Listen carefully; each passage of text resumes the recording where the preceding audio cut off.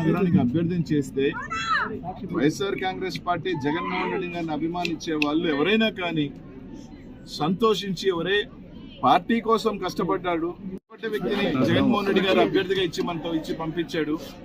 అలా కాకుండా ఏదో ఒక 100 కోట్ల అభ్యర్థిని పక్కన తీసుకొచ్చి పెట్టలేదు జగన్మోహన్ రెడ్డి గారు. మనతో ప్రాణం చేసిన వ్యక్తిని ఇచ్చాడు అని కష్టమో నష్టమో కలిసి మనం ముందుకు తీసుకువెళ్లాల్సిన పోనిచ్చి ఈరోజు కొంతమంది బాధేస్తూ ఉంది. పదవులు పొందిన వాళ్ళు వైఎస్ఆర్ కాంగ్రెస్ పార్టీలో గౌరవం ఇచ్చిన పార్టీని కేవలం ఒక ముస్లిం అభ్యర్థికి ఇచ్చారని చెప్పి పార్టీని వీడటం ఎంతవరకు సమంజసం అని అడుగుతా ఉన్నా. దానికి కొందరు కూడా అంటా ఉన్నారు, జగన్మోహన్ రెడ్డి గారు మాకు చెప్పలేదు కాబట్టి మేము పార్టీ పెడతా ఉన్నాం. ఒక ముఖ్యమంత్రిగా ఉండే వ్యక్తి తాను అభ్యర్థులను పెట్టుకునేటప్పుడు ఒకరికి చెప్పాల్సిన అవసరం ఉందా అని అడుగుతా ఉన్నా. తాను ముఖ్యమంత్రి అవ్వాలనేది ఆయనకు ఉండదా? ఆయనకున్న సర్వేలు లెక్కలు ఉండవా? ఆయనకి ఏ వర్గం దానితో నడిచింది, ఏ వర్గానికి మనం టికెట్ ఇవ్వాలనేది ఉండదా? మనం ఆయన నమ్మి ప్రాణం చేస్తా ఉన్నాం. ఆయన ముఖ్యమంత్రి అయిన తర్వాత పదవులు పొందాం, లబ్ధి పొందాం. ఈ రోజు ఆయనకి మనం తిరిగి ఇవ్వాల్సిన ఆయన ఒకరిని పెట్టినప్పుడు మనము వెనకడుగు వేసి పుట్టి సాకులు చూపించి వెళ్ళిపోవటం అనేది ఎవరైనా కానీ, అది ఎంత పెద్దవాళ్ళైనా కానీ మంచి పద్ధతి కాదు అని చెప్పి తెలియజేస్తా ఉన్నా. రేపు ఇక్కడ ఉన్నారు, అనుభవించారు, అక్కడికి వెళ్ళారు, ఓహో అక్కడ కూడా ఒకవేళ కానీ మీకు ఏమైనా చెప్పకపోతే ఇంకో పార్టీ అంటే మీకు అన్నీ చెప్పాలా? ముఖ్యమంత్రిగా ఆయనకున్న డిసిషన్ మేకింగ్ ఆయనకు ఉంటుంది, రైట్? ఎవరు అభ్యర్థిని పెట్టినా ఇదిగో ఈయన అభ్యర్థిని పెడుతున్నాను అంటే రైట్, ఆయన ముందుకు తీసుకుని వెళ్ళి మనందరం బలపరిస్తే, వైఎస్ఆర్ కాంగ్రెస్ పార్టీ నెల్లూరు నగరంలో కార్యకర్తలు నాయకులు బలపరిస్తే ఖచ్చితంగా ఖలీల్ భాయ్ పెద్ద అభ్యర్థి.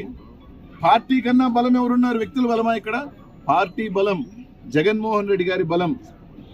అది మర్చిపోయి కాళ్ళర కొట్టేసి ఇంట్లో పడుకున్న వాళ్ళు కొంతమంది వైఎస్ఆర్ కాంగ్రెస్ పార్టీ కార్యకర్తలకు ఫోన్ చేసి అనిల్ లేడు, నర్సరావుపేట వెళ్ళిపోయాడు, ఇంకా మిమ్మల్ని ఎవరు కాపాడుతారు? ఇక్కడ వచ్చేది తెలుగుదేశం పార్టీయే. చంద్రబాబు నాయుడు గారు మాకే చెప్పాడు వైఎస్ఆర్ కాంగ్రెస్ పార్టీ వాళ్ళ సంగతి చూడమని ఎదుకొస్తే మిమ్మల్ని ఎవరు కాపాడుతారు, మిమ్మల్ని ఎవరితో సంగతి చూస్తారని అన్నారు.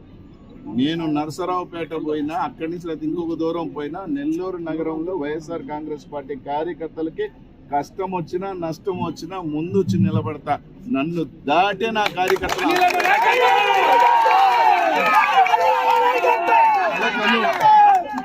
కలకను జగన్మోహన్ రెడ్డి గారు రారని, మళ్ళీ జగన్మోహన్ రెడ్డి గారు వస్తారు. మళ్ళీ చెప్తా ఉన్నా, ఎవరైనా తోక జాడించి బెదిరించడం మొదలు పెడితే మళ్ళీ వచ్చి తోలు తాట తీస్తా. నేను నరసరావుపేటకు పోయినాను, నెల్లూరు నగరం ఏమిలే, ఇది నాకు ఒక కన్ను లాంటిదే, ఇక్కడే ఉంటా, ఇక్కడికి వస్తా, ఎక్కడైనా ఆపరేట్ చేస్తా.